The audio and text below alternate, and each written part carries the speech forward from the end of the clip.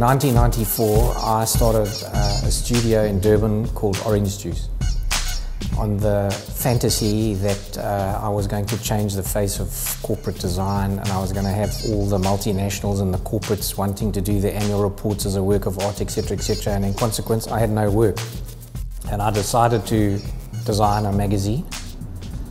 And I realized that there were plenty of design magazines out there, so to replicate what was already out there was silly.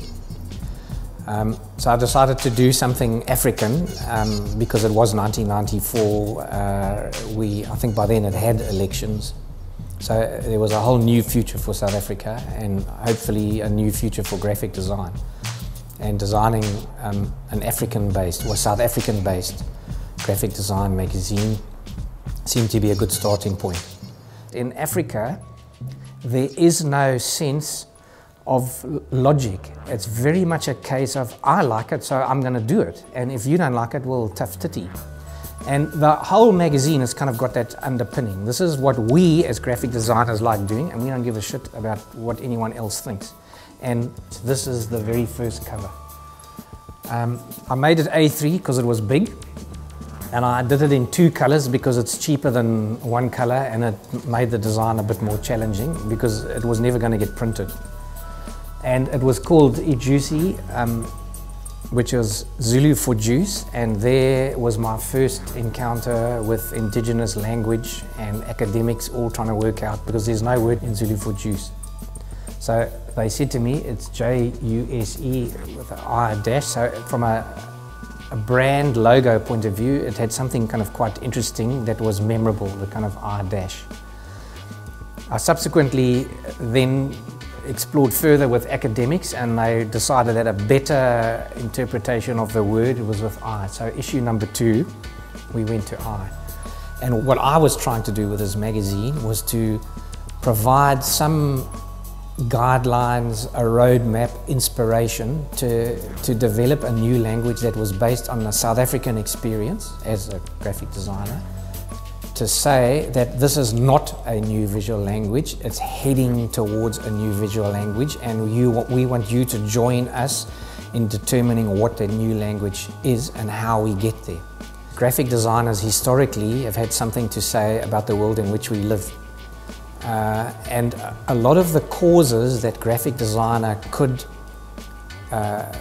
be vocal on, if you think of HIV, violence against women, etc., etc., etc., there aren't platforms for us to express ourselves graphically.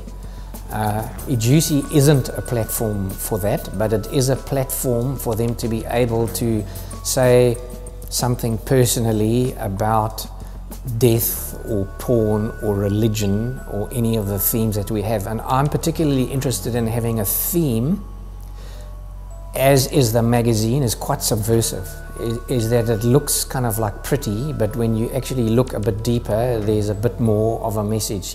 And you know, we had Mugabe as a Nazi, and a particular issue was the porn one, which has actually got no porn in it. And had there been porn in it, I would have published it, but as it turned out, no one did a traditional interpretation of porn.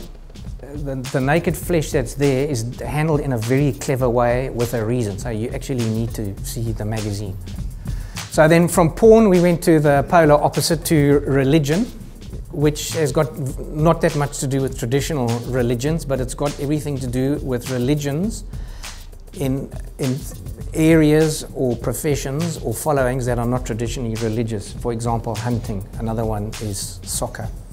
And all of these subjects are manna from heaven for a graphic design, because you don't have to have the cross and little Jesus on it and things like that. You can talk about religion in ways that cover the religion, but that you don't have to stick to the traditional iconography. I just wish that we could find a commercial way to make this much more of a mouthpiece for kind of graphic designers to talk about, you know, our government, violence against women, HIV, the unemployment, etc., etc., but do it on a kind of a much wider footing and a much bigger impact.